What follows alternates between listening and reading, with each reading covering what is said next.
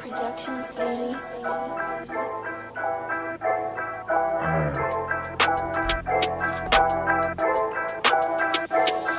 Yeah, it's the underground. It's the underground. It's the underground. It's the underground. You better pass. You better run.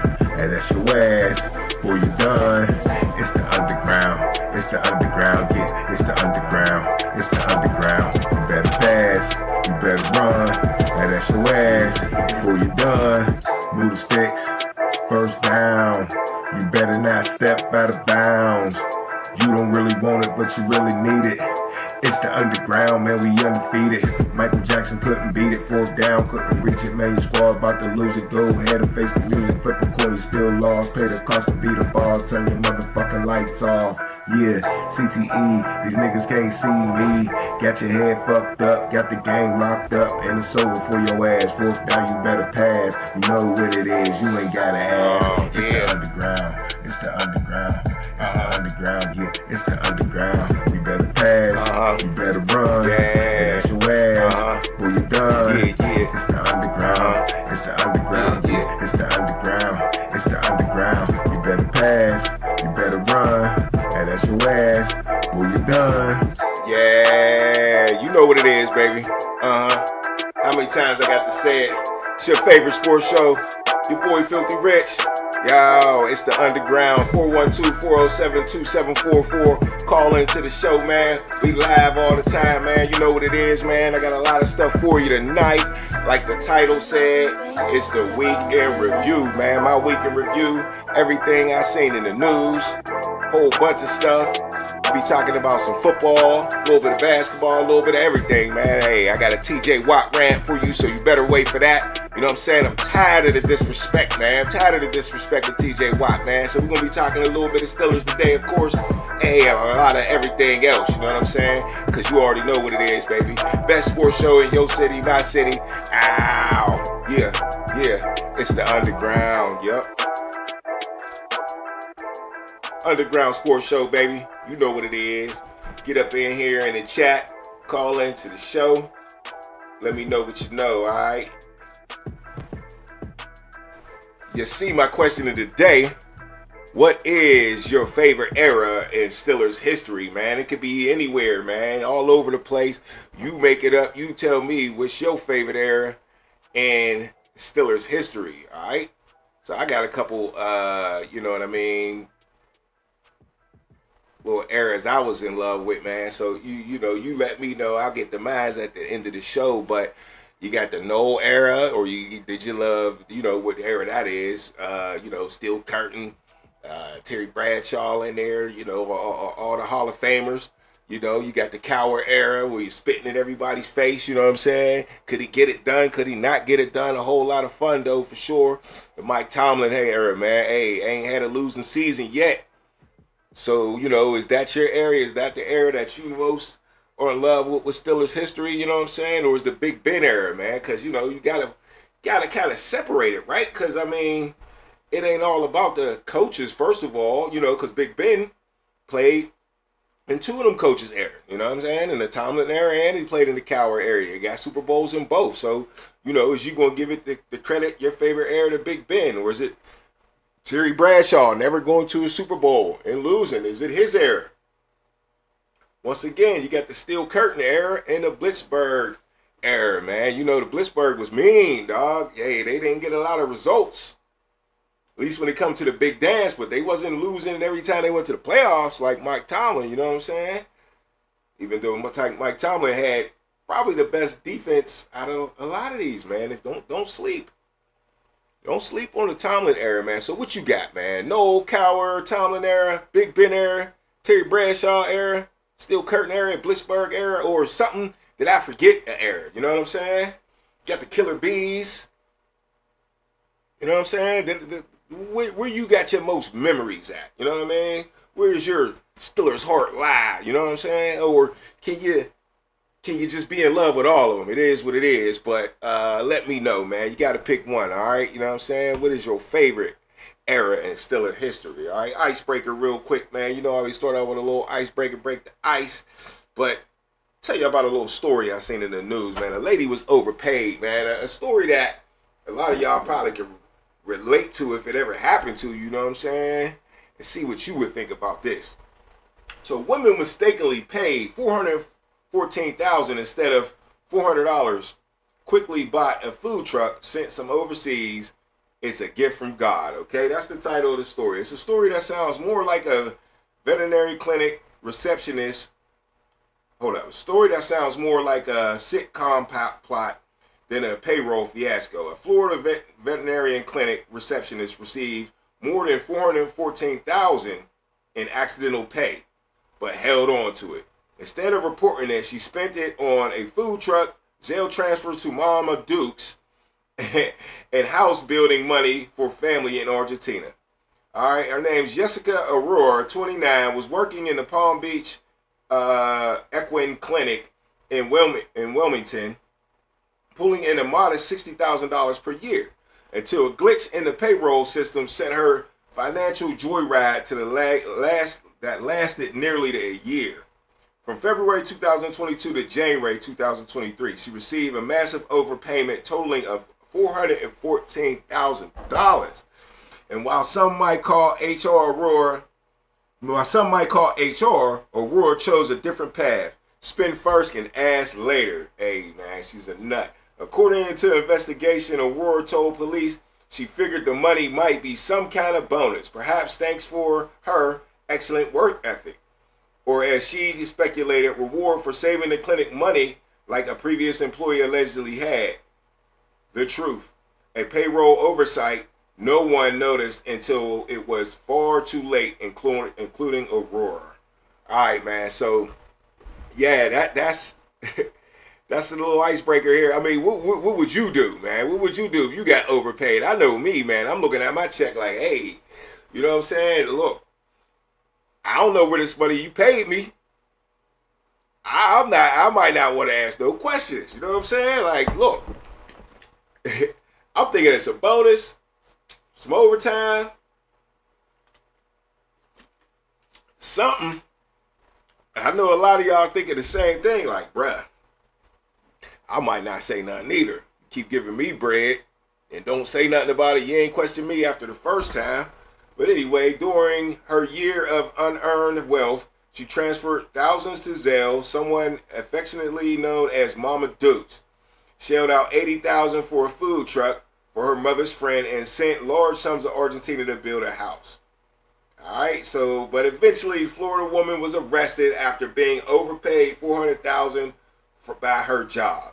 She bought a food truck and her family sent over $100,000 to the family to Argentina to build a house and bought a few luxury things, thinking it was a blessing from God. Hey, look, man. I bet you a lot of y'all would have thought it was a blessing from God too, man. You know what I'm saying? You find a $20 bill on the ground or a wallet or something like that. Now, nowadays, man, I'm going on 50 years old. But, hey, when I was 29 years old and I found a wallet on the ground, now, you know what I'm saying? That $150 that was in that wallet is a different $150 than it is now when I was 29 years old. You make decisions like that when you're young, you know what I'm saying? She chopped it up to God and somebody was looking out for her. She said she was working hard, thought it was a bonus for saving her company money. But, hey, there's a lot of people that might not, you know what I'm saying, give back that money. Don't act like you too good to hold on to some money, you know what I'm saying? Now, what she did was hold on to most of it, you know what I'm saying? She did get them back. She was arrested. Palm Beach County Sheriff Office was less divine of her interpretation. She said she offered, once confronted, Aurora allegedly broke down and returned $200,000 via cashier's check, but she claimed that the rest of it was out of reach. Her mother had already wired $100,000 to Argentina. Palm Beach County Sheriff Office was less divine of the interpretation. Aurora was arrested and booked into the Palm. So, you know what I'm saying? Hey, look, I know it's tempting, but don't go to jail, man. But that's a lot of money, man. You know, she took her chances. What can I say, man? She took her chances. That's a lot of bread. Come through your paycheck. Hey, they paid me. I ain't asking no questions. You know what I'm saying? I ain't asking no questions. Now, you know if you was underpaid, she would have been asking some questions. All right? Another icebreaker, man. This one, man, R.I.P. the legendary legend, Tim Rooney. Dies at 84 in a battle with cancer. I didn't know who Tim Rooney was, but this was a little lookout right here. Learn something right here. Longtime NFL executive Tim Rooney died on Tuesday morning at the age of 84 after battling cancer, it has been announced. Rooney, the nephew of Pittsburgh Steelers founder Art Rooney Sr., passed away while surrounded by his family. He is survived by wife Marianne and 2 children, 6 grandchildren. Pittsburgh native joined his uncle's franchise as a scout in 1972 before going on to become the director of pro scouting. As reported by the Pittsburgh Post-Gazette, he was credited with drafting Hall of Fame linebacker Jack Lambert after escorting then coach Chuck Noll to watch Lambert at Kent State. That's what's up. After leaving the Steelers in 1979 to join the Detroit Lions, Rooney was hired by the New York Giants as the director of the pro personnel in 1985. He remained in that role until he retired in 1999 before later returning in a part-time position back to the Steelers. Over the course of the legendary career as an NFL exec, he was part of 6 Super Bowl winning teams. So yeah, man, hey, I never heard of Tim Rooney. Now we have, you know what I'm saying? It's messed up. You got to hear about somebody once they pass with RIP to Tim Rooney. Sounds like he put in a lot of work. Sound like he didn't want to stay under the wing of, you know, the Rooney family. He felt like, hey, I need to get it out the mud. I mean, he did start out as a scout, but once he moved up, he went to coach, like they said, for the Giants and beyond that, and you know, did his thing on his own. A lot of people would have stayed home where they knew the job was guaranteed, but nah, he went other places and was successful there. And you know, I'm guessing he had part to do. One of those 6 Super Bowls had something to do with what he did with the Giants personnel in 1985. So yeah, the Giants won Super Bowls in the '80s. And you wonder why they carried on that 3-4 defense too. They had Belichick and Bill Parcells. Maybe he had something to do with that defense back in the 80s. You know what I'm saying? Because, you know, Rooney's, they love that 3-4 defense. It ain't going nowhere. It ain't going nowhere. And we're going to get into my TJ Watt rant later. Another reason he don't need to go nowhere, because that 3-4 defense ain't going nowhere at all. Okay? All right, up next, man, a little bit of news here. Get through some news. Shannon Sharpe showed up to court, but something bizarre happened, man. First hearing for Shannon Sharpe's cases takes a bizarre turn. All right, Wednesday marked the first hearing in the lawsuit against Hall of Fame tight end Shannon Sharpe. We all know the story, man. We all know the girl, all that. According to KLAS Las Vegas, Nevada, no attorney showed up on behalf of the plaintiff during the hearing. Clark County District Court Judge Anna Albertson reported expressed disappointment that the plaintiff had no legal representation to start the hearing. Sharpe, on the other hand, was represented by attorney Robert DeMarco. Sharpe's attorney asked the judge to review the progress of the case and extend it by 45 days. The request was granted. Their next hearing is on September 3rd. All right, so, you know, it's very weird that, and, you know, the actual plaintiff is, her judge is Busby. You know what I'm saying? And Busby's known to be a great lawyer.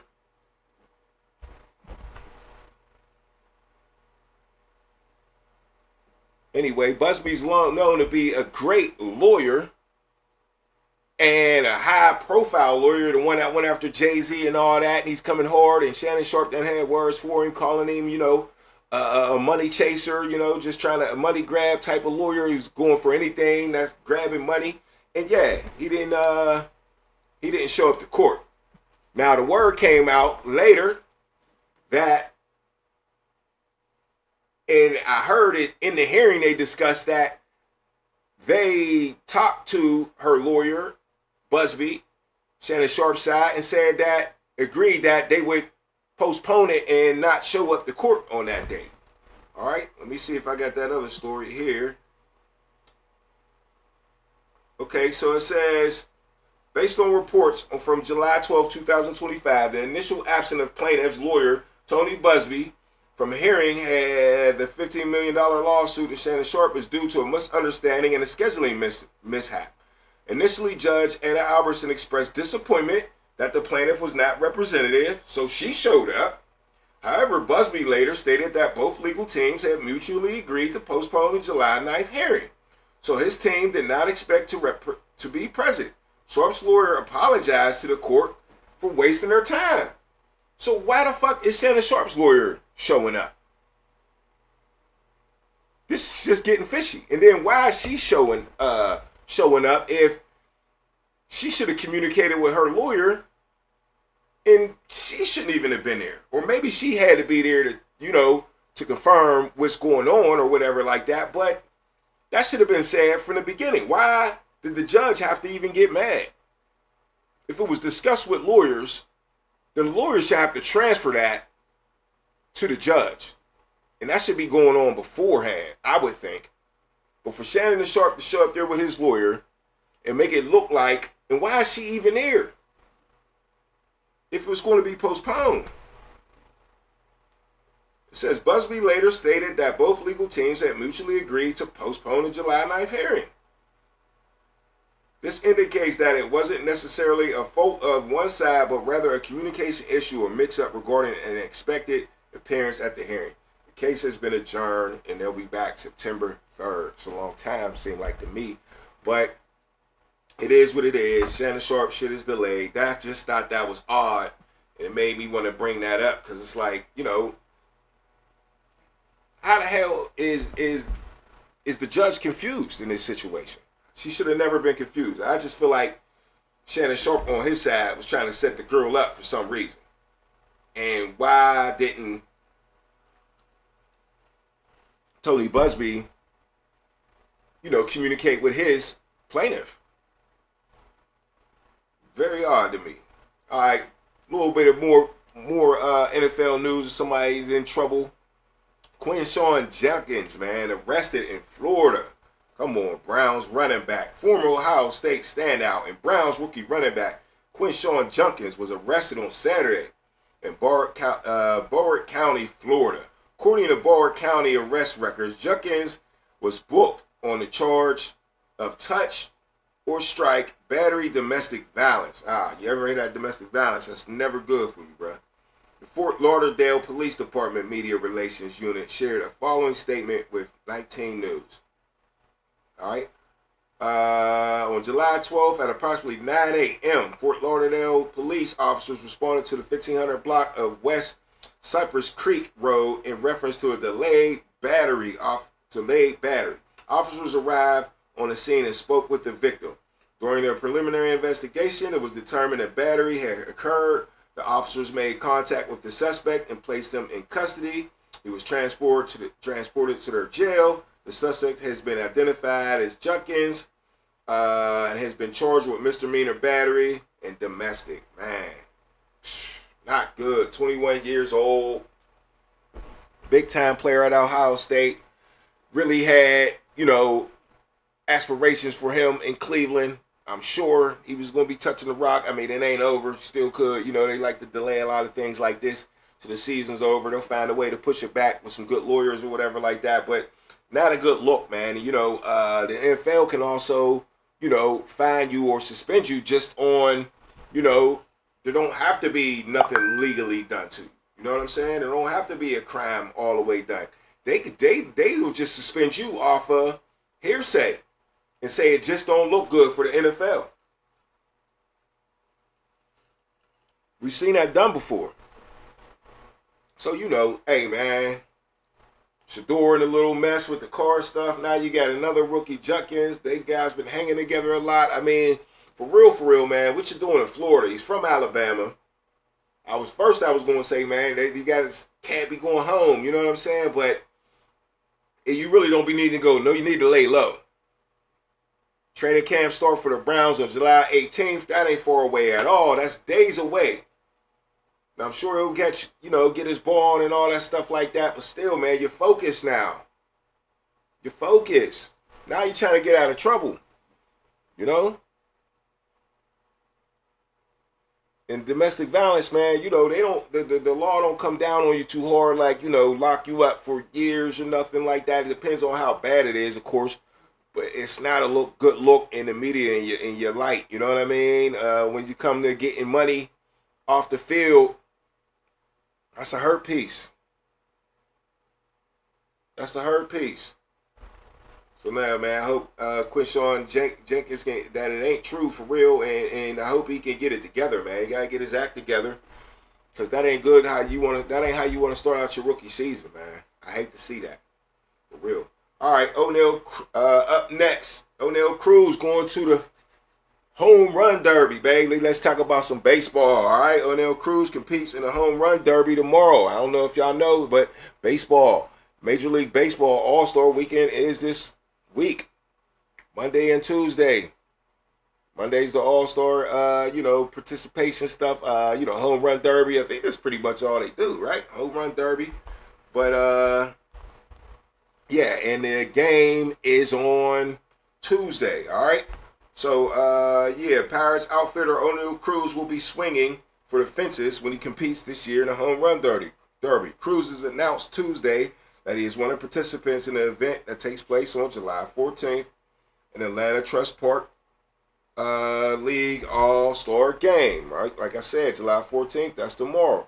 Other scheduled participants, Cal Raleigh from the Seattle Mariners, Matt Olson, Atlanta Braves, Brian Buxton, Minnesota Twins, James Wood, Washington Nationals, Brent Rooker, the Athletics, Junior Caminero, the Tampa Bay Rays, and Jazz Chisholm Jr., New York Yankees, okay?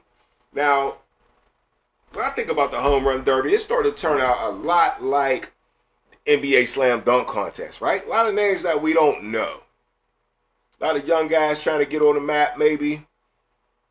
And, a lot of guys don't want to participate, and I heard a little buzz about that, the fans are a little up in arms about the participation in the home run derby. Because they want to see big hits. They pay their tickets to get in there. They want to see big things happen. Now, one thing I can say about O'Neal Cruz, he does have the record as the hardest hit home run in, I want to say, baseball history. Since they've been tracking the baseball with all the next-gen stats and, AI and computers and all that stuff they got now. He's hit the hardest home run in Major League Baseball history. So maybe we'll get some excitement out of O'Neal Cruz, big dude. You know what I'm saying? The Pirates need some love this year, man. We ain't really had much to look up at. I mean, we went on a 6-game winning streak, but that was like, Dave Parker magic. That was like angels in the outfield, man. My man Dave Parker passed away, and they just went nuts. The bats just woke up, and they was killing. Pirates been pitching well all year. They got 2 really good pitchers, but can't hit the ball. Can't score runs. So it's not been good for the Pirates, one of the worst teams in baseball. But, hey, if O'Neal Cruz can win the home run derby, this will be one limelight in this season. Now, the other limelight was in that 6-game winning streak. That was like they broke records with that, man. That was like the most points scored in the 6 games. It was like 43-4, I think the point differential was in those 6 games. So they broke a record that was held by like the 1984 Cincinnati Reds. So that's a long time, man. That's like damn near 40 years. 41 years, right? So, yeah. Shout out to the Pirates for that. Hopefully, O'Neal Cruz can win this. And I was talking about pitching. That's another thing we can look forward to. And we may be able to look back on this season and say that was a good thing for the Pirates. Pitching, of course, but Paul Skeens again named the starting pitcher in the All-Star game on Tuesday. So you'll see another Pirate out there with those, the best uniforms in baseball, you ask me. Wonder what uniforms they will wear or Paul Skeens will wear on the mound. But the Pirates phenom Paul Skeens, once again, will take the mound as a starting pitcher of the National League on Tuesday in the All-Star game. And doing so, Skeens becomes the first pitcher to be a starter on All-Star games during each of his first 2 years of a Major League career. All right? Yeah, man, that's big time for Paul Skeens. Big time for Paul Skeens. How long can we hold on to Paul Skeens here in Pittsburgh? I don't know, but the way he's starting out, it don't look good for Pittsburgh. You know what we do. You know what we do. They get good, we ship them out. It's like we get paid to do it. Like we the Major League Baseball farm team or something. I don't get it. But that's what happens, man. But yeah, shout out to Paul Skeens. That's one memory you can remember from this year. Paul Skeens setting his record. Hopefully O'Neal Cruz, you give us something else to remember. But as far as the team in a whole, it's definitely downhill from here, y'all. For sure. All right, up next, man. We ain't gonna move too far before I ask you it again, man. To answer, what is your favorite era in Steelers history? Join in the chat, call into the show. You know what I'm saying? Let me know what's up. Hey, Robin Banks. Let me know what's going on. All right, my bad. I had to check something real quick. But yeah, what era is it? What era you like the most? Noel era, the Cowher era, Tomlin era, Big Ben era, Terry Bradshaw era, Steel Curtain era, the Blitzburg era. I don't know. Y'all tell me if y'all can think of another era where things might be how you like that. Like I said, the Bumblebee era was in there. The Killer Bee, my bad. Killer Bee era, you can slide that in there maybe. But yeah. Y'all let me know. But something I did want to talk about, speaking of Steelers, and right now, is my man Jonnu Smith, all right? Let me tell you something that, hold on. Where's it at?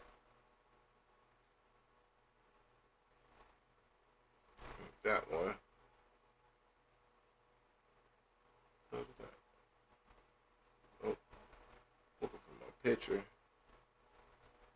I don't think I brought it up. But anyway, Jonnu Smith was saying that he felt like he was never going to leave Miami. He said, I never thought I would leave Miami. When it hit me, when the trade came in, it was a total shock. Me and my agent after the season was like, bet, we going to be in Miami for the rest of my career. That speaks strong words to me, okay? When it comes to the whole trade period, you never seen it coming. Okay? You never seen it coming. But the Steelers wanted him so bad, they were willing to give up one of their best players. Okay? That's why I don't think the trade had nothing to do with Jalen Ramsey. Or Jonnu Smith probably wouldn't have been in it at all. It was Minkah Fitzpatrick for Jonnu Smith. Jalen Ramsey was an addition. Jalen Ramsey is something that the Miami wanted to get rid of. Okay? It's something that Miami just wanted to get rid of. They were tired of dealing with Jalen Ramsey. Tired of dealing with him. Heard he was coming in late. He was doing all types of things, okay, that they just didn't like. Now here's something from my boy Asante Samuels here. Let me get into that. Asante Samuels here saying that a little bit here about.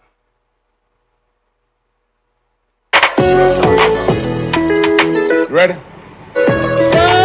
Dolphins had no reason to trade Jalen Ramsey. My bad, y'all. Every time I do that, it mess up on me. Hold on. To trade Jalen Ramsey. Here you go. Here we go. Dolphins had no reason to trade Jalen Ramsey other than they're sensitive. There's no leadership in the Dolphins organization. Mike McDaniels is a pushover. Chris Greer, the general manager, he has no backbone. These guys over here at the Miami Dolphins, they are running this team like a little league team. No one can stand up to the players. They're terrified of their own players, and they have no control over their players. Dolphins had no reason. All right, so that's our boy Asante Samuels talking shit on the Dolphins about Jalen Ramsey. Listen what he said again. To trade Jalen Ramsey, no other than they're sensitive. There's no leadership in the door. All right. So obviously there was confrontation, okay? Now, Asante Samuel saying they was just soft and couldn't handle Jalen Ramsey. I heard from their side that Jalen Ramsey was being Jalen Ramsey and wasn't coming to practice late, and just doing his thing and not trying to fall into the system. So, he's been on the trade block for a long time. So I think the Steelers just had to take Jalen Ramsey, or Jonnu Smith wasn't coming either.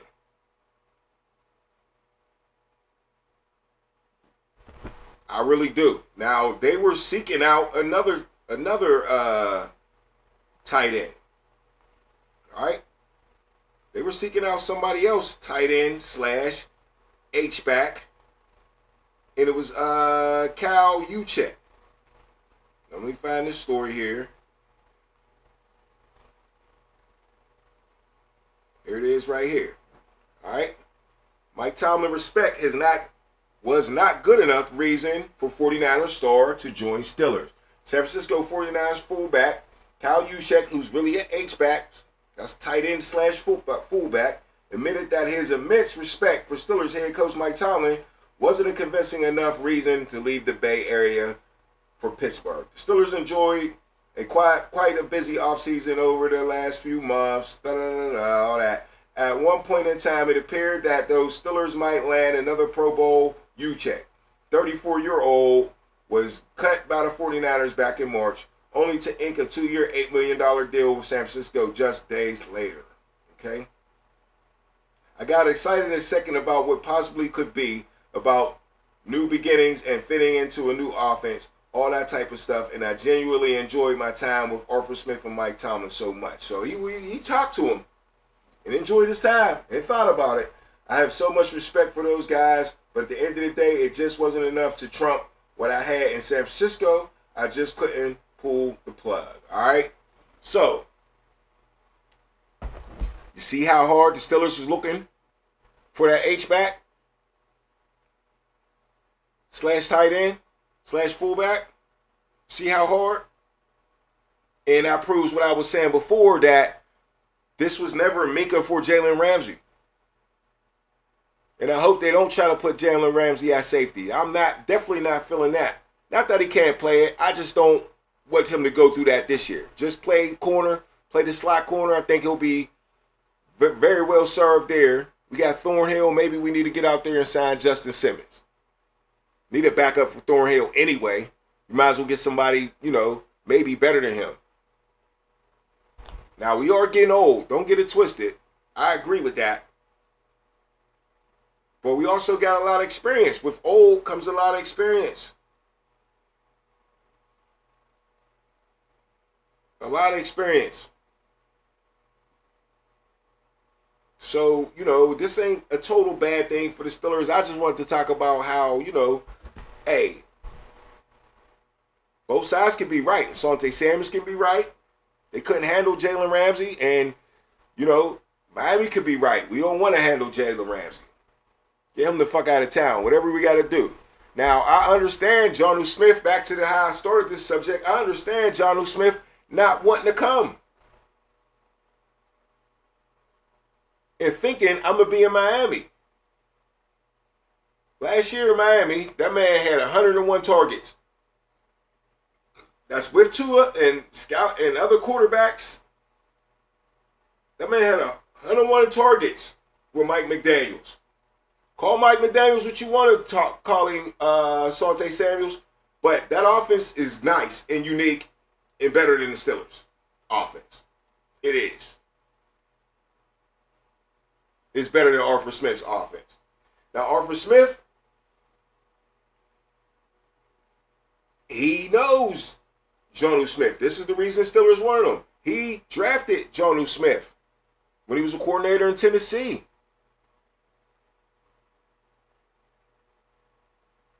He had him in Atlanta.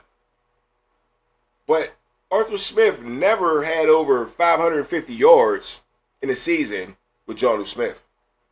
Never threw him the ball 101 times. Never had 88 receptions. This was a career year at the age of, 29, 30, something like that for Jonnu Smith. 28, somewhere around there. Been in the league for a while. Career year. So I understand why Jonnu Smith was thinking, all right, yeah, I'm playing it here. I love it here. Not only is it Miami, not only is my contract worth more in Florida, I'm getting the ball the most. I'm the man. Then all of a sudden you hear you're traded back to a guy that I could only get 500 yards with, 45 targets. Come on now. Jonnu Smith should have been upset about that trade. But that, once again, tells you how this trade was about Jonnu Smith. It was about trying to get that production out of Jonnu Smith.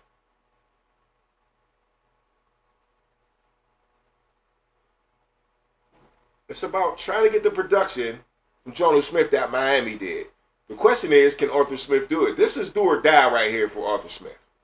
To me, if the Steelers have their first losing season, and this offense look like it's been looking with Kenny Pickett and Russell Wilson and fucking George Pickens not running routes, Justin Fields. If this offense still look like that with Aaron Rodgers and DK Metcalf, and maybe we get another receiver, and you can't make the playoffs, or you can't make this offense better than what they was last year, that passing offense, you got your boy Jonnu Smith. The Steelers, gave away Minkah Fitzpatrick, one of the beloved, for your guy. You got to go after this shit.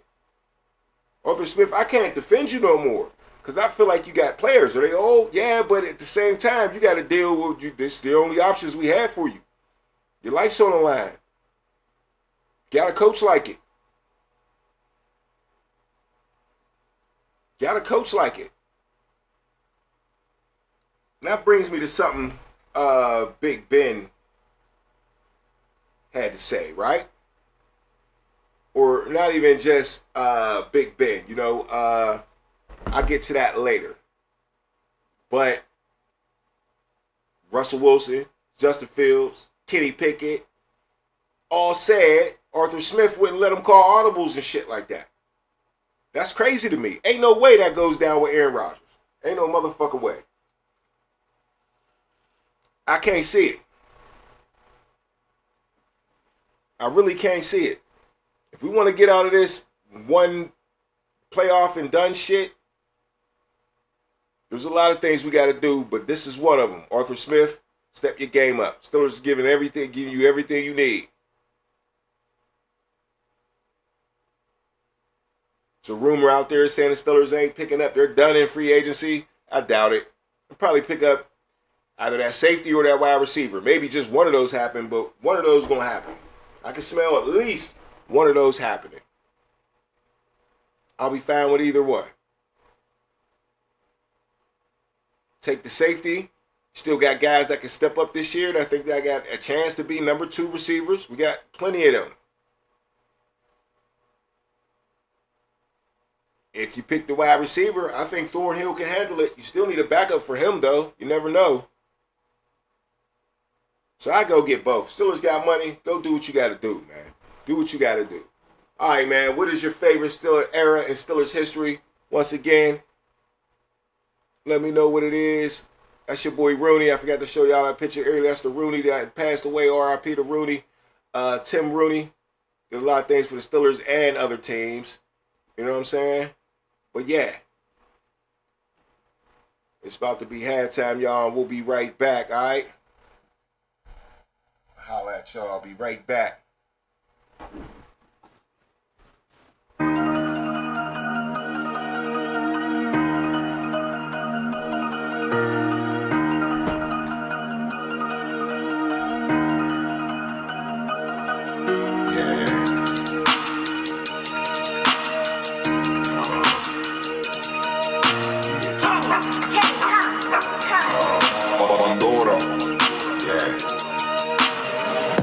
It's halftime.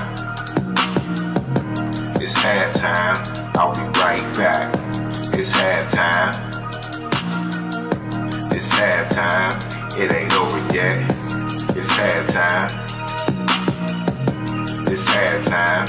I'll be right back. It's halftime. It's halftime. It ain't over yet. It ain't over till it's over. Pull back, run you over. It's the halftime show. We need a turnover. Pick 6. It's your boy Filthy Rich. Turn me up in this bitch. Hit the like button. That's the right button. Call in to the show if you know something, but you probably know nothing. Not my fault that you're playing for the wrong team, wrong scheme. Strike you out like all schemes. It was all a joke. You never told me that thing. It's your boy Filthy Rich. Turn me up in this bitch. Hit the like button. That's the you know what it is. It's halftime. It's halftime. I'll be right back. It's halftime. It's halftime. I'll be right back. It's halftime. It's halftime. I'll be right back. It's halftime. It's halftime.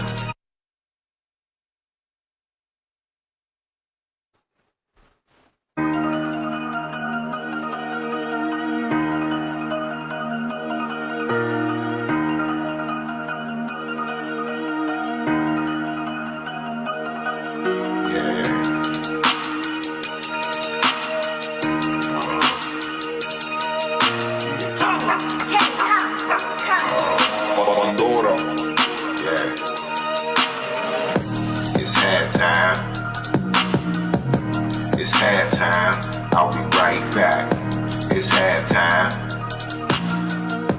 It's halftime. It ain't over yet. It's halftime. It's halftime. I'll be right back. It's halftime. It's halftime. It ain't over yet. It ain't over till it's over. Pull back, run you over. It's the halftime show. We need a turnover. Pick 6. It's your boy Filthy Rich. Turn me up in this bitch. Hit the like button. That's the right button. Call in to the show if you know something, but you probably know nothing. Not my fault that you're playing for the wrong team, wrong scheme. Strike you out like Paul schemes. It was all a drink and never gon' win a thing. Nah.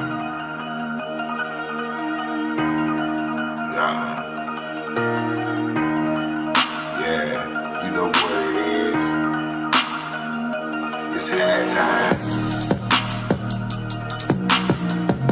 It's halftime.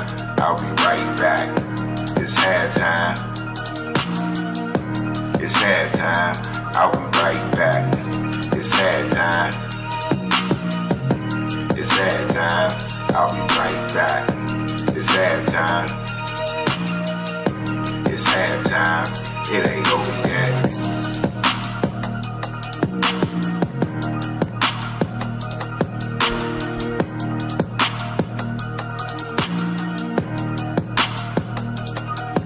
Yeah. It's halftime. I'll be right back. Okay. Yeah. We back here on the Underground, baby. 412-407-2744. Call into the show. Talk your sports. Talk your shit. It's your host, Filthy Rich. Ow. Best sports show in your city. In my city. Ow. It's the Underground. Yo. It's halftime. Hey, I appreciate y'all popping up, man. Hey, I still got my TJ Watt rant coming up, but I do want to inform y'all, man. Hey, Cam Hayward landed in that number 83 spot, the top 100 players, man. You know what I'm saying? 36 years old, Cam Hayward, still in the top 100, man. Shout out to Cam Hayward. Ain't much to say, man. You see it on Sunday. He do his motherfucking thing. He's forever young, and I expect the same thing out of him this year. Cam Hayward. Hall of Famer for sure, man. We ain't even going. Anybody want to discuss that? Stop it. He been tossing motherfuckers out the way for years. I don't want to hear all the no playoff wins. And no, I ain't trying to hear that, man. That ain't his motherfucking fault. And I'm going to get into that in a minute. You know what I'm saying? But shout out to Cam Hayward for being in the number 83 spot in the top 100, man. He ain't even at the dead end, man. He ain't even at the dead end. But yeah, man, look here. This is what I want to say about TJ Watt, man. You tripping. Say it again. You tripping if you think TJ Watt need to get out of town. If you think the Steelers don't need to pony up and pay this man that been dragging him to the playoffs since Big Ben was an old man. Real shit. I'm tired of the TJ Watt disrespect. Not only from y'all Steeler fans either, but I'm real tired of y'all. But the national media, tired of y'all too. The disrespect, the TJ Watt slander is ridiculous. It's crazy. All these top 5 edge rushers in the NFL right now, and TJ Watt ain't at the top of the list, you bugging. You don't think TJ Watt need to be the highest paid pass rusher in the league? You're bugging. It's not his fault that the highest paid pass rusher in the league is one of the top highest paid players other than the quarterback in the league. So that's just how it's going to end up. Hey, it is what it is. Defensive end and wide receiver, when it comes to the cheese, is running neck to neck. We know it go quarterback, then it go wide out, then it go defensive end, if not in reverse. So what is you talking about? He don't deserve the money. I don't understand it. Sometimes you got to pay a motherfucker for what he's done for you. TJ Watt has already deserved that money. All y'all doing is thinking about speculation. Something y'all don't know.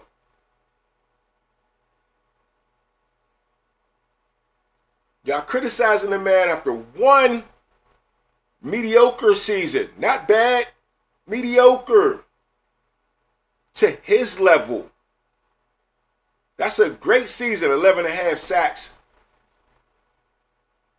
Rounded up to 12.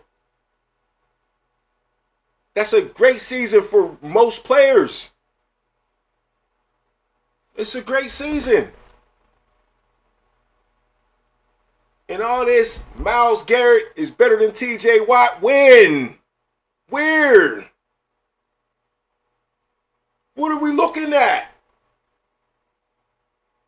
The muscles on Myles Garrett when he take his shirt off? The graveyard, this front yard? You don't think TJ Watt can make a graveyard? What are we looking at? That he moves around and TJ Watt doesn't? So what? You still ain't got more sacks than the motherfucker? They moving you around to get the advantage. Not because you're better. They're moving you around to get the advantage. They leave TJ Watt in the same spot every time.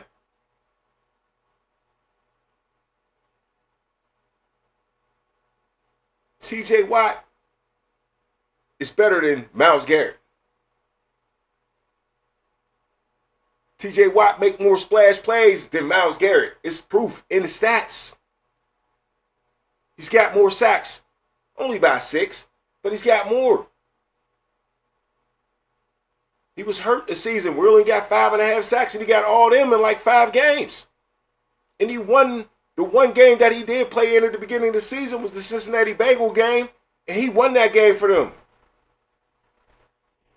Whoever got it over here? Nah.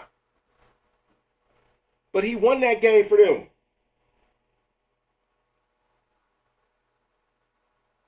How'd he win it? Jumping up in Joe Burrow's face and picking the ball off like it's a motherfucking line drive at a pitcher. You ain't see Myles Garrett do that? You know how I know? He ain't got one interception. And I know what you're going to say. I know what you're going to say. Oh, he don't drop back in coverage. He don't drop back in coverage. He just, he's a better defensive end because he's always rushing. They got to drop TJ Watt back in cover. He's a linebacker. He's, I ain't trying. You should have more sacks then. You should have more sacks.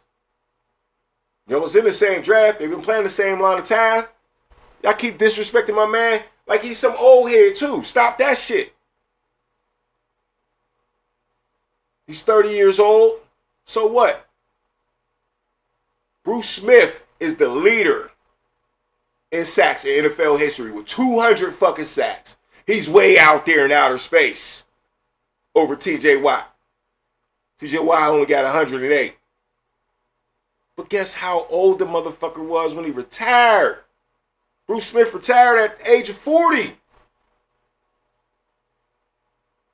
That gives TJ Watt 10 more years to catch him if he played till 40. Say, oh, you can't play till 40 no more. Why not? Why not? They act like nobody played, they act like Tom Brady was so great when he did it at 45. Yeah, that's cool and all, but other dudes got up there too. The rare ones get up there. Bruce Smith. Jerry Rice. Reggie White played till he was real old. Brett Favre. Any dudes with big fucking records, bruh, they play forever. LeBron James. Now, I will say this. These newer players that's getting paid a lot of money ain't inspired as like a Bruce Smith was to play till he's 40. The inspiration ain't there because they're getting so much dough. But TJ Watt knows this is going to be a 4 to 5 year deal. And I would think a guy like TJ Watt, if he's willing to ask for the most money in the league, he would be at least sensible to say, I'm going to finish out that contract. So that at least gives him 5 years. Now, you'd be surprised how fast TJ Watt can catch some of these dudes that's up leading in the sacks. Okay? And we're going to check it out because I got some notes here on the statistics of these dudes that's leading the sacks in NFL history. Oh, let me find it.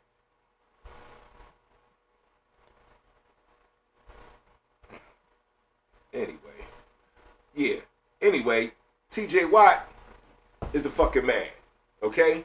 He's blowing Myles Garrett out the water. Myles Garrett, you already stole a Defensive Player of the Year from him. Now, I do got those stats right here. Defensive Player of the Year.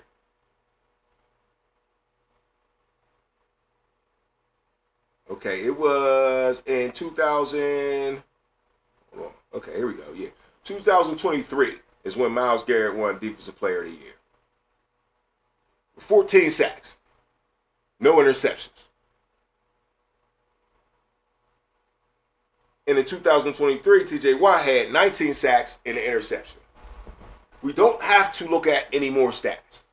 They want to do all this hurries and all that shit. Like, man, I ain't trying to hear that shit.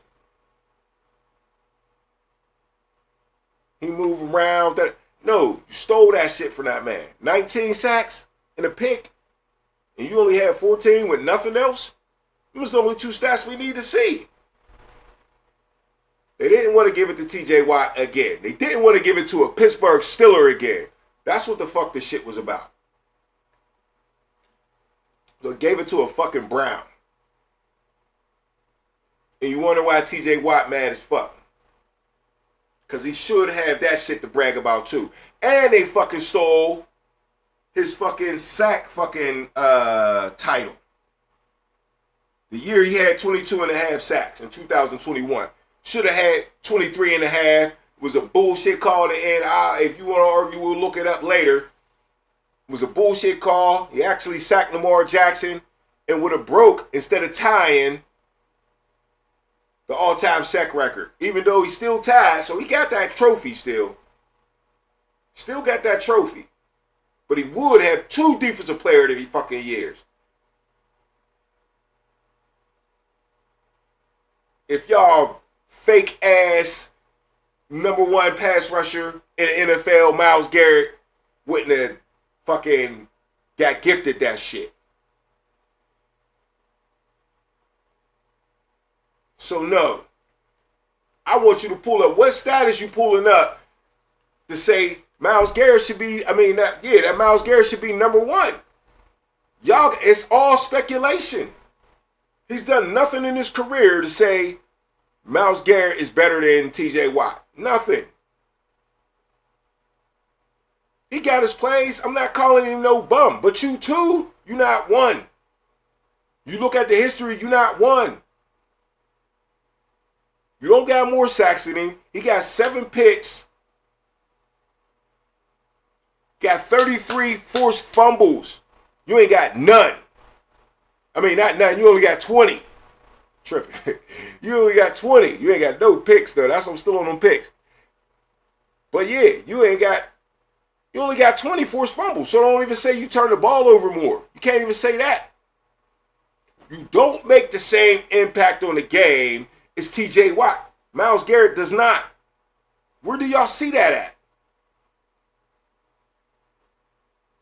See, what it is all y'all Steeler fans, all y'all do is watch Steeler games. And you got it in this mind when you see a Steeler fail that you fuck with and know that he's supposed to step up. Like in that playoff game, you see him fail, and you're like, oh, he's done. But you ain't see Myles Garrett fail in his game. You ain't see when Myles Garrett ain't had no stats. You don't remember that. Cleveland fan could probably tell you when he did that shit. But he's not better than TJ Watt. And if you ship TJ Watt out of town, you's a fucking nut. Steelers, if you ship TJ Watt out of town, y'all some fucking nuts. There's no way Mike Tomlin wants TJ Watt out of town. Mike Tomlin would not have a motherfucking perfect mediocre record, whatever, the 500. Oh, he wouldn't not be over 500 in his career. He's never had a losing season. That would not be true if it wasn't for TJ Watt. Y'all talk about TJ Watt ain't never won a playoff game. TJ Watt been dragging these motherfuckers to the playoffs, though. There ain't no defensive end or outside linebacker that won his team the playoff game. Not even the great Lawrence Taylor. To win in the playoffs, you're going to have both. Can't run out there just with the fucking defense, dog. It's not going to fucking work. They're going to game plan for that shit and they're going to tear you up like Baltimore did. It's easy pickings. We all walked into that game. You fucking knew it. We seen that schedule last year at the end. You fucking knew it. Not mad at you for wanting your team to step up and shit, but dog. And when the offense don't move the ball in the fourth quarter, you're tired on defense. So now you talk about the fourth quarter of the season, man. There was about 2 dudes out there with some juice. There's a few dudes that didn't start the season without no juice. But y'all want to blame that game on motherfucking TJ Watt? Did you see Patrick Queen? Did you see Orlando Roberts? Nah, dog. They told TJ Watt to go after Lamar. To go after Henry every time. Lamar just kept pulling it out. So what was he supposed to do? You got to rush Lamar Jackson with some patience. Outside linebacker for the Steelers in that 3-4 defense ain't made for you to get 8 tackles, 12 tackles a game. You're not going to do it. So him coming up with 0 tackles is just how they blanked the other team game planned it.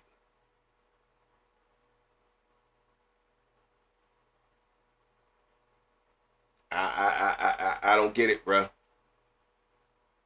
Y'all people that say TJ Watt could go, he ain't worth the money. You motherfucking bugging. At any time, TJ Watt can explode. And don't let the Steelers get no offense. Don't let the defense be able to play with the lead. You know what that does for your pass rush, for all of them. And you think TJ Watt ain't going to get no smoke off of that? Them numbers ain't going to go up? He just going to fall off the map? You think that's what his body feel like? Asking him for that amount of money? I don't know. I don't see it, fellas. We're going to move on real quick. But the T.J. Watt slander is too much for me, man. It's too much for me. Hold up. So, yeah, man, you tell me what you feel. Back to what is your favorite era in the Steelers history, man. Hey, I like a lot of them. Fucking with a lot of them, man. I don't know, man. My favorite, it might be, I'm gonna put this up here, man. I think we owe somebody a little bit. Let me see.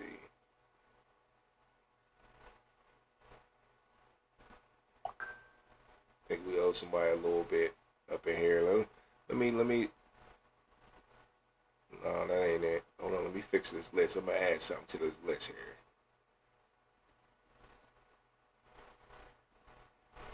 Add something to the list. Fuck it.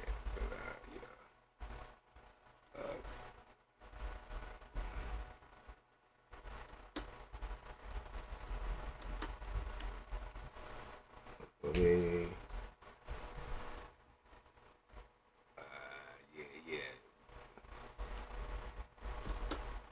They did cap it off. Hold on.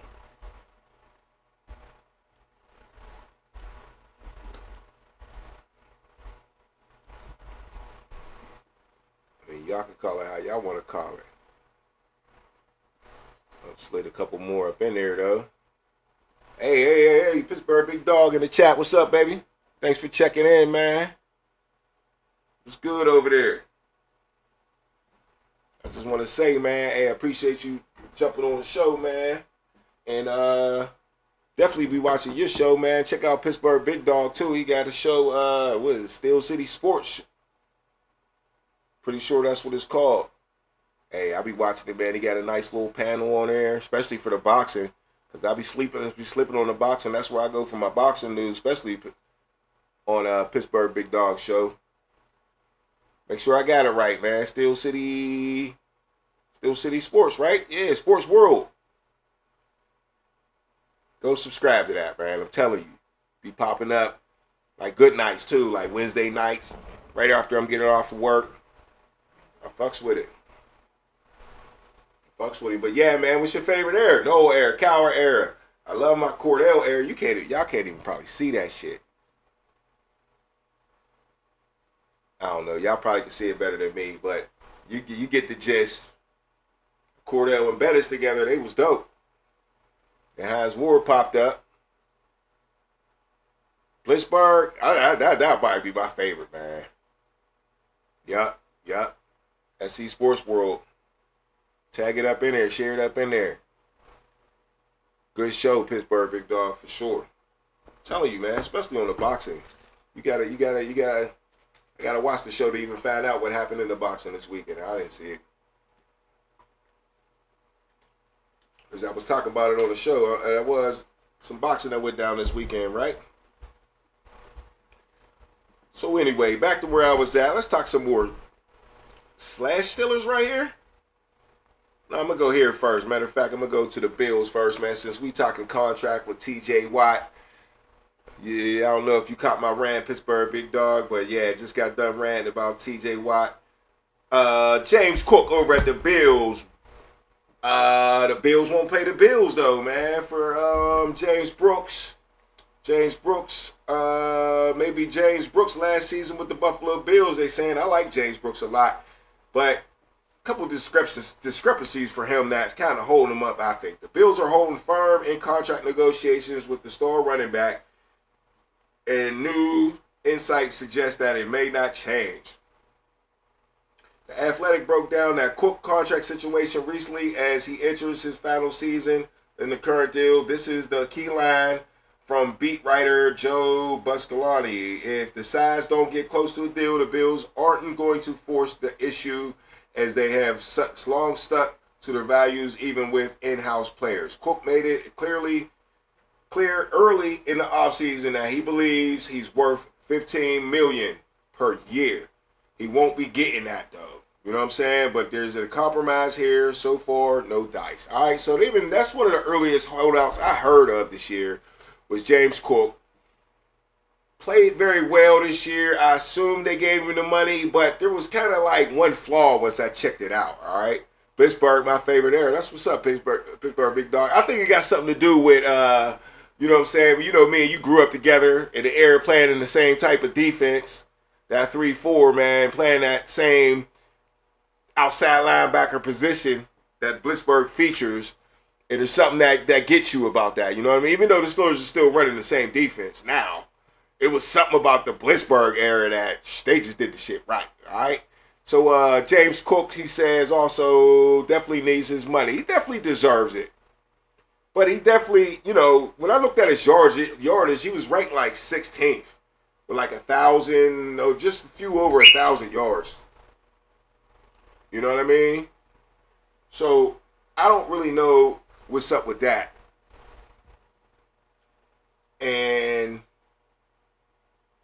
to think that he should get his money with getting 1,000 yards and ask for $15 million a year, that's kind of wild. He did have 16 touchdowns though. And that's probably what he's going off. I've seen him scoring a lot of fantasy users. You see that in you know, James Cook scoring so many points. You just say, yeah, he deserves that money. But you know how negotiations go, man. The Bills are going to negotiate with what they got to negotiate with. And they holding firm. They're going to make him play that last season. Kind of feeling like the Najee Harris situation, ain't it? It's kind of feeling like that. You know what I mean? Good back. Had your good year. Definitely was getting in the end zone. That's a successful offense. So you're going to get in the end zone more. You're going to get down there more. But they're saying, you know, hey, Josh Allen's our guy. It ain't really you, James Cook. Unless you can do something crazy next year. And will they even give him the ball enough to let him get the yardage that they're using for their leverage? We don't know. But just speaking of Najee Harris, let's get into some Najee Harris news, man. We all heard, baby, did y'all hear that Najee Harris fucked his eye over the holiday, man. The news came out kind of late, well after the 4th of July, that Najee Harris had an eye accident on the 4th of July. It's fucked up. It's really fucked up. Because, you know, nobody wants to... Okay, yeah, but nobody wants to, you know, get an injury on an accident anyway. Thought I had a video to show y'all on it, but I don't. But, yeah. Najee. Eye injury. Going to a new team. Just so unfortunate, you know what I'm saying? For a player that I was really hoping to see play well this year. I mean, I'm a Najee Harris fan. Was he the greatest back in the world? No, but it ain't really about all that. I kind of like the style of when he run and the things he do just, you know, for the entertainment purposes. You know what I'm saying? Is his vision fucked up? Yeah, and that's what I be tripping about him, you know, having an eye incident. It's like, damn, dog, the last thing Najee Harris need as a running back is to have some problems with his vision. Because that's what a lot of us, I mean, I seen it from the very beginning. Him not hitting certain holes that he should have hit. And we all know Najee Harris would do wild things. So Najee Harris was already on the verge of maybe getting cut. I heard a lot of that rumors, Pittsburgh Big Dog. I heard those rumors. I definitely heard those rumors. Now, was that just scuttlebutt though? Because I never could find nothing firm on that, like a coach said it. It was just always some weird website that I really didn't trust. So that's why I never talked about that. But I did hear that news. But I just, you know, he definitely got a 1-year deal.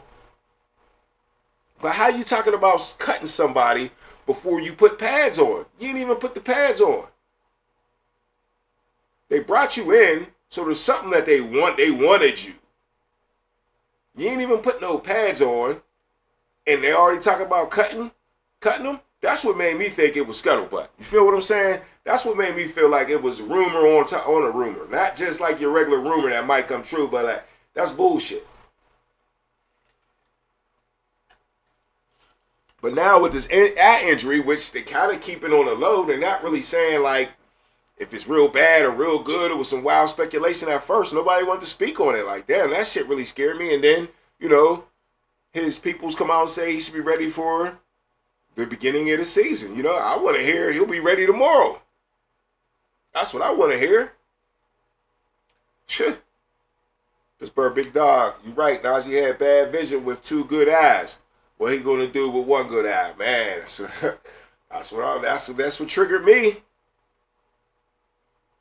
That's what triggered me. So we shall see. They definitely got their insurance policy with Omarion Hampton.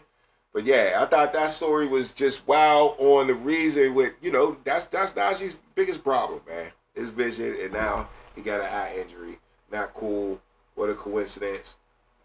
Let's move on to somebody else on another team that, you know, these cats just keep proving me right out this joint, man. I get into some other stuff where they proving me right. You know what I'm saying? But this right here, my man Ja'Marr Chase is proving me right. My man Ja'Marr Chase names his top 5 DBs. Now, this is coming from the horse's mouth, right? This is coming from the best wide receiver in the NFL. This is coming from the highest paid wide receiver in the NFL. This is coming from the receiver last year who backed all of that I just said up with 1,700 yards, top of the NFL. The most receptions in the NFL. And the most touchdowns were like 17 in the NFL wide receiver. So this is big dog on everything, on money, on stats, big dog. And guess what he said? He named his top 5 DBs. I'm gonna let him just fucking say it.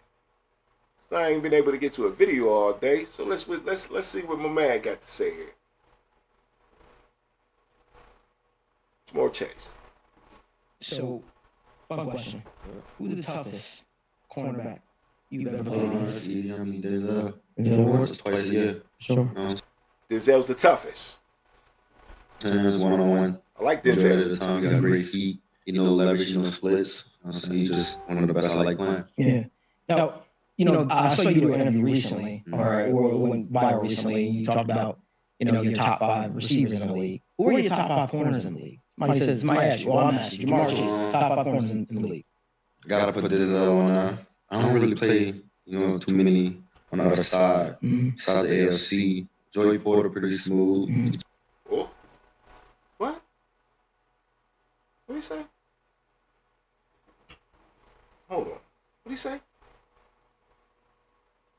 He ain't say that. He ain't say Joey Porter's pretty smooth. All y'all Steelers fans talking shit on my man JPJ. I don't be wanting to hear that shit.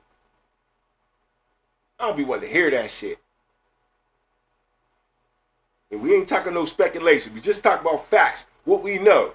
33 games, 1 TD allowed. And you just heard what Ja'Marr Chase said. All right? You just heard what Ja'Marr Chase just said, so let's hit it back. Top 5 corners in the league. Gotta put Denzel on. I don't really play, too many on the other side. Besides the AFC, Joey Porter pretty smooth, just long. I ain't played too many people, and I don't, you know what I'm saying? Yeah. It's gonna be fun going against Ramsey and Darius Slay. I had the opportunity to go against them this last year. You know what I'm saying? In my rookie year. That's 4. I'm gonna go with 4. 4. All right, we'll take it. We'll take it. So you put a tweet out yesterday, right? Oh, Derek Stingley. I put Stingley. Okay. I had to hit you with the Derek Stingley. You got Derek Stingley in there, all right? But this is what I'm saying. Who's number 2? Who's the second dude he mentioned? Now let's take it back. Even what he said. Well, I don't play too many dudes. And on the other side, he meant the NFC. So even if you just want to call it the best AFC cornerbacks, because all the cornerbacks he names in the AFC, 4 of them in his division right now. It wasn't in his division in the past, so it ain't like it's a respect thing. He went around and robin, and Joey Porter's the only motherfucking Steeler that was currently on the Steelers before now. Bless me. Yeah, bruh. Yeah. From the horse's mouth. The number 1 receiver in the NFL. highest paid receiver. Named their boy for these same purposes right here. The number 2 DB, cornerback. 33 games, 1 TD allowed. That's what I like to see. Y'all can cry about all the grabbing and all that shit like that. You just got to deal with it. That's part of the game, bruh. It's part of his game, I should say. He's going to get a few of them. But when he ain't getting done, it's done dirty. He ain't getting done dirty. It really does remind me of Ike Taylor. Not all the way. Need to start tackling like his uncle. But bend don't break type of mentality. Close, tight-knit coverage. The NFL, they'll stop calling that shit once they start calling one of the best corners in the league. I hope so. I'm not speculating into the future. I just want to talk the past. Pittsburgh Big Dog says Steelers wide receiver room is stacked. Hope Slam Ramsey don't get old overnight. And that's true, man. We gambling this year on all the old men. I'm calling this shit right here a few country for old men. That's what the Steelers season is going to be called. Few country for old men. But that's why we need JPJ even more. He needs to handle Jamar Chase for the 2 old heads so we can keep Jalen Ramsey in the slot. Now you got him and TJ Watt and Highsmith and Hayward coming at Joe Burrow. I don't give a fuck who your receivers is. We fuck you up. It's on.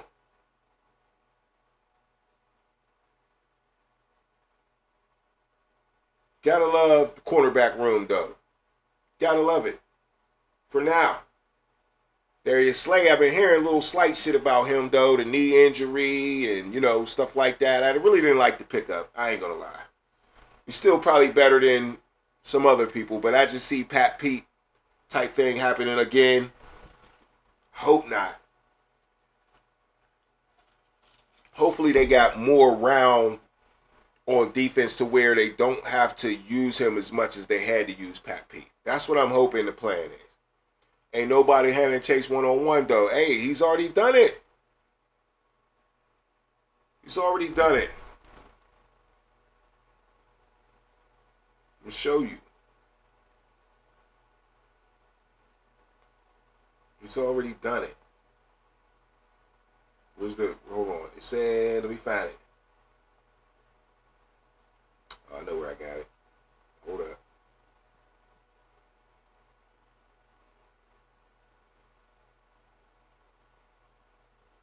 Hold on.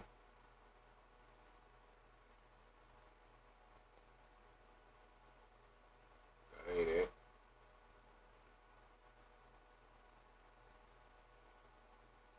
Nope. Don't got it. Thought I saved it. But anyway, there was some stats on them twos matchup, and he's only caught a few passes on JPJ. I was going to bring up the official stats and start to save it somewhere. I ain't got time to look for it. I should have had it already set up for y'all. But yeah, 33 games, 1 TD. That's all right. That's what you got to do. They the best receivers in the league. And they got one of the best quarterbacks. You think it's going to be up all the time? Think it's going to be up all the time? Nah, but we held them down. We won one, they won one.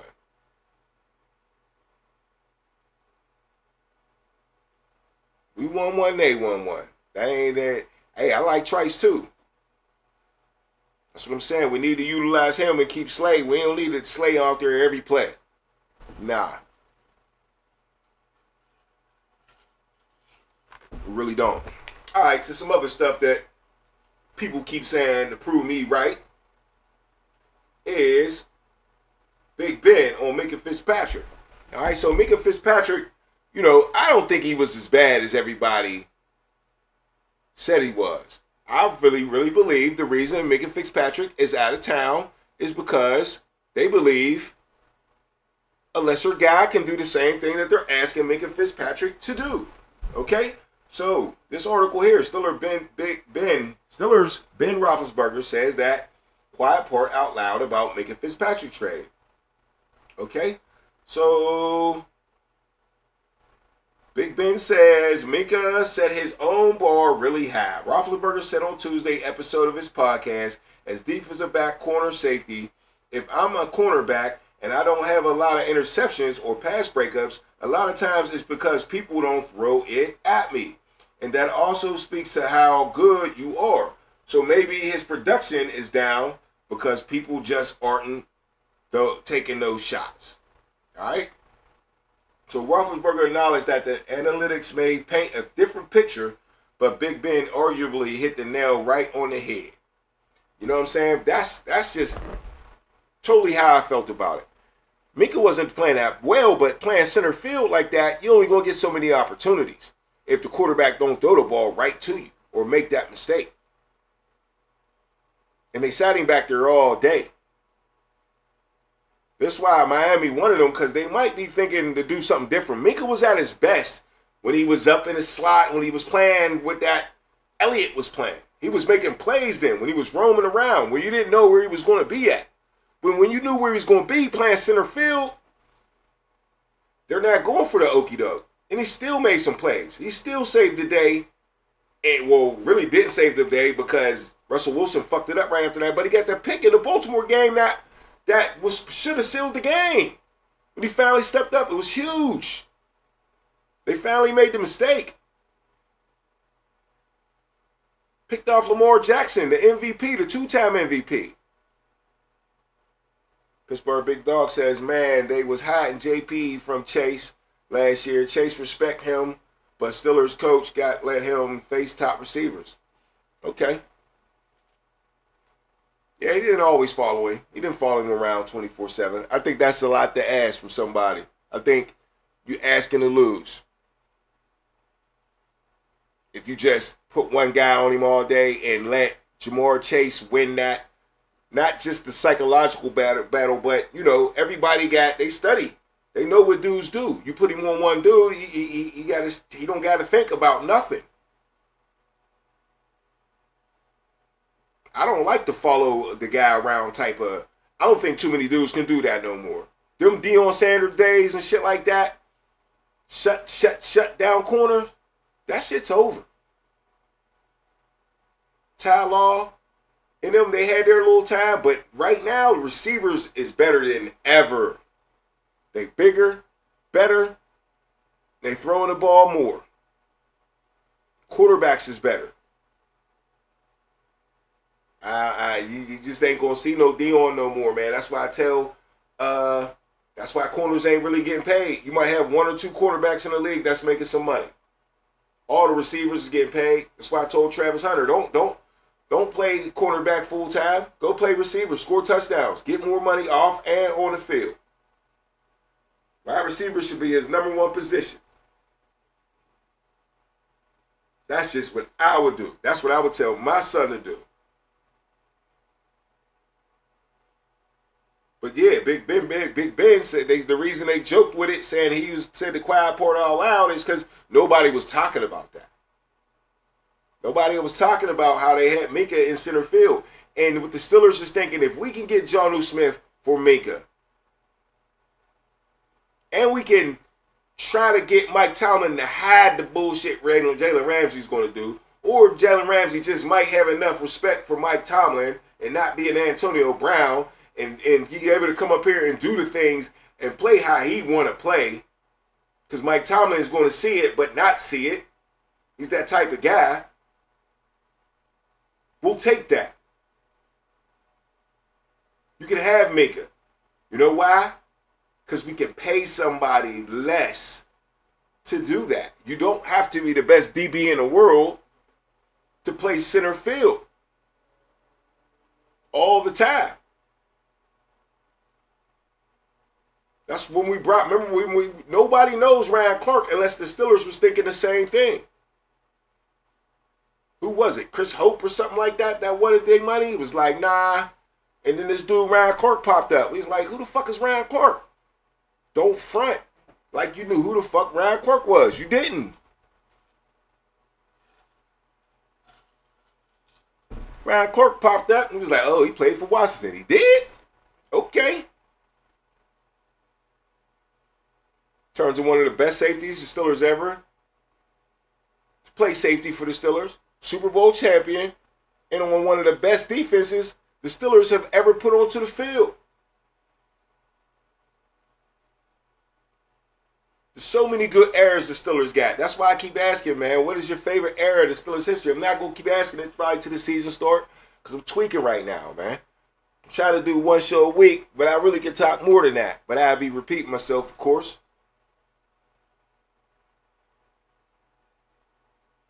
But what era did you fall in love with, man?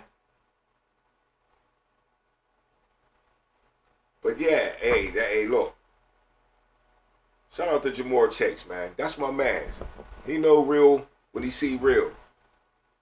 And Joey Porter Jr. ain't that bad. Not calling him a Hall of Famer, no shit like that. I'm just saying, man, the past 2 years, the man ain't played that bad for y'all to be on his back that bad. I just think he's going to get better. And he got a lot of potential, you ask me. Jamar Chase is telling y'all that he all right. He long as hell. Be in your shit. Then he start talking about Jalen Ramsey. We be watching Jalen Ramsey get fried up. Super Bowl, toasted, right after the half. Then your man Jamar Chase toasted him. He got some nose. He said Jalen Ramsey, but bruh, he was tearing Jalen Ramsey up on the spotlight. Jalen Ramsey was a lot younger. But he didn't put Jalen Ramsey in front of JPJ. He did not. He ran the JPJ's name quick as soon as he was trying to talk about Denzel Ward. Quick. Threw Darius Slay in there. Darius Slay, good corner over the years. Derek Stingley played with him.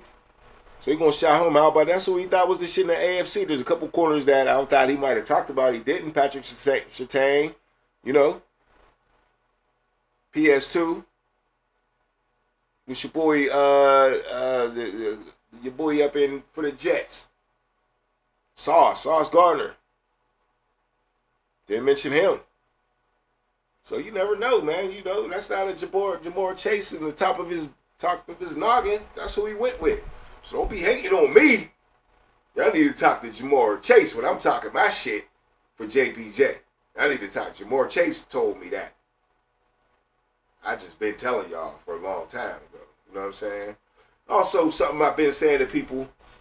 I'm gonna just keep going down this road right here. I've been telling a lot of people, like, what the fuck is wrong with the Cleveland Browns, man? Let's get into some Shedeur Sanders, because I've been meaning to talk about this, okay? And I keep telling people that I don't understand this Joe Flacco should start thing. I don't fucking get it, okay? And somebody else finally comes out. My man Cecil Shorts, y'all might remember Cecil Shorts III. He had the 3 stripes on his back for Cecil Shorts III. Played for Cleveland, Houston, a couple other little teams or whatever. He comes out and says something that I've been saying for weeks. So I'm going to let you know what he said, then I'll elaborate on it. All right, Browns, Kevin Stefanski receives brutal call out regarding QB situation. All right. So former NFL player demands head coach Kevin Stefanski commit to one Cleveland Browns rookie quarterback. All right. Former NFL wide receiver Cecil Shorts publicly challenged Cleveland Browns head coach Kevin Stefanski to prove his reputation as an offensive guru. Right. By decisively developing one of the team's rookie quarterbacks, particularly if the rookie quarterback is Shedeur Sanders. Okay. So basically he agrees that Shedeur Sanders should be the starter. But that's just not the only thing I think he's thinking. Okay. Just think about it. You got Joe Flacco, who's old as fuck. And he's in your past. He played well, took him to the playoffs, didn't get much out of it. But you've been losing for years. You need a spark. Joe Flacco gives you no spark. Joe Flacco gives you what you already had, which you don't care for. You just picked third, traded out of that spot, but you had the third pick in the draft. Last year was 3-14. You just signed Myles Garrett to all this money, and you want to be the same old team? You'll be the same old team with Joe Flacco at quarterback. But what you can't see is the unknown. But what I'm saying for Cleveland is the unknown is worth it. The risk is worth it. What the fuck do we want to watch Joe Flacco play for when you got Shedeur Sanders on the bench? That's the come up for y'all. Then Shedeur Sanders got a chance to be better. Throw him in the fire. What we waiting on? Like he said, you the offensive guru.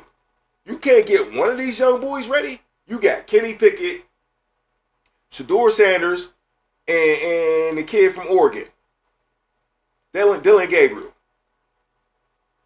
And you thinking about Joe Flacco? For what?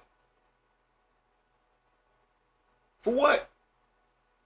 There's no future in Joe Flacco. And you sitting on the reset button. And you got 3 guys that could possibly reset it for you. You traded for Kenny Pickett, so that's when you admit that you wanted a person, that you liked the person, because you gave something away for it. If you go to the store and you buy something with money, I don't care if it's $1, you wanted it because you was willing to give your cash away for it or your asset away for it. So don't say you don't like Kenny Pickett, this is an experiment. No, you traded for it. Then you get Dylan Gabriel early in the 3rd round before you then you double down and get another quarterback, Shedeur Sanders. So I don't care what round you draft the motherfucker in, you gotta like him to even consider him.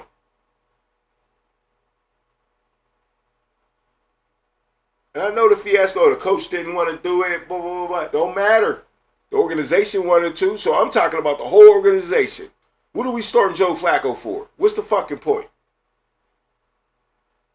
There's no point in that. Joe Flacco should be cut. You were sad last year. If you sad with one of these young dudes, just be sad. Peyton Manning got out there and earned his stripes, so, it could be done. He threw the most picks a rookie ever. Look what he turned into. So, it can break down your confidence. No, if you that guy, you that guy. You know how much Peyton Manning learned that year? Let Shedeur, Kenny Pickett, or Dylan Gabriel get out there and learn that shit. Should be an open competition between them 3. And one of them dudes, if you an offensive guru, one of them dudes you supposed to be able to make happen. One of these young dudes, and you picked them because you like what you seen. One of these young dudes you should be able to make happen. Instead of going with Joe Flacco, that's some of the dumbest shit I heard. Nah, that shit's dumb. Don't care what nobody say. Quarterbacks can win you championships, man. Let's talk about Bruce Arians and my man Big Ben. You know what I'm saying? And this talks about what I'm talking about, how important it is to get the right quarterback. You know what I'm saying? And have the right things going. Talk about offensive gurus. Bruce Arians is one of them. The Pittsburgh Steelers have been in quarterback turmoil for almost 5 years since the departure of the franchise quarterback, Big Ben, following 2021 season. The Steelers have been able to replace his consistency and his above-average play. They have certainly tried to find replacements through every avenue available, but the years since is able to find one. But it was not always that way. Roethlisberger led the team with remarkable consistency across the 18 seasons at the helm. The Steelers, he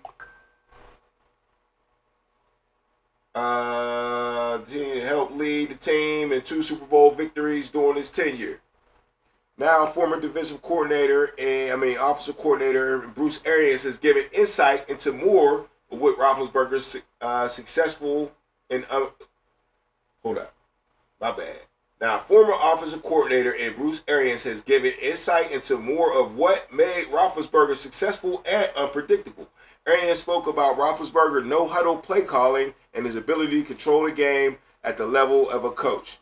In an appearance on a high volume with Jeff Gorman, Arians spoke on Roethlisberger antics.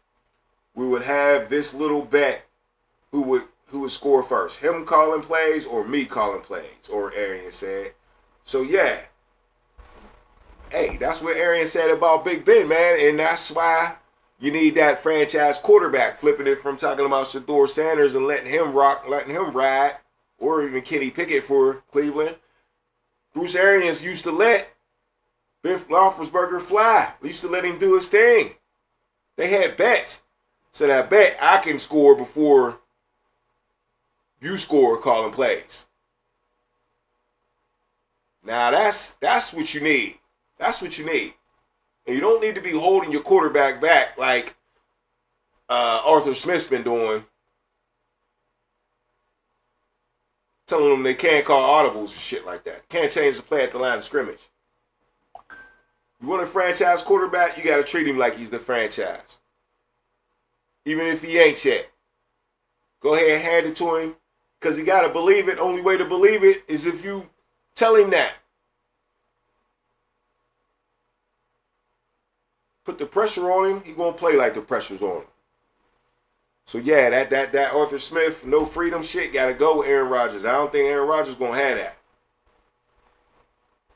I do not think Aaron Rodgers going to have none of that shit. All right, man, we talked about a lot tonight. Had to destroy that slander on my boy TJ Watt. I'll probably do it again.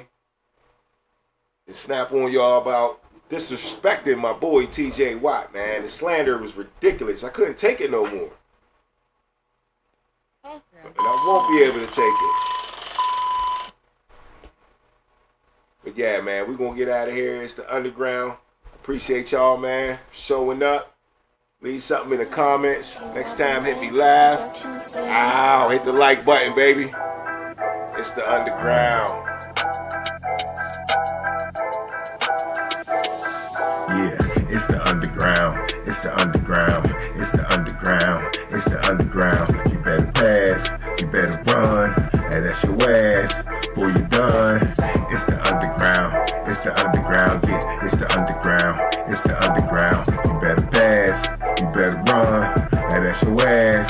Boy, you done. Move the sticks. First down. You better not step out of bounds. You don't really want it, but you really need it. It's the Underground, man, we undefeated. Michael Jackson couldn't beat it, fourth down, couldn't reach it, man, your squad about to lose it. Go ahead and face the music, flip a coin, you still lost. Pay the cost to beat the bars, turn your motherfucking lights off. Yeah, CTE, these niggas can't see me. Got your head fucked up, got the gang locked up, and it's over for your ass. Fourth down, you better pass. You know what it is, you ain't gotta ask. It's the Underground, it's the Underground, it's the Underground, yeah, it's the Underground. You better pass, you better run, and that's your ass. Boy, you done. It's the Underground, it's the Underground, yeah, it's the Underground, it's the Underground. You better pass, you better run, and that's your ass. Boy, you done.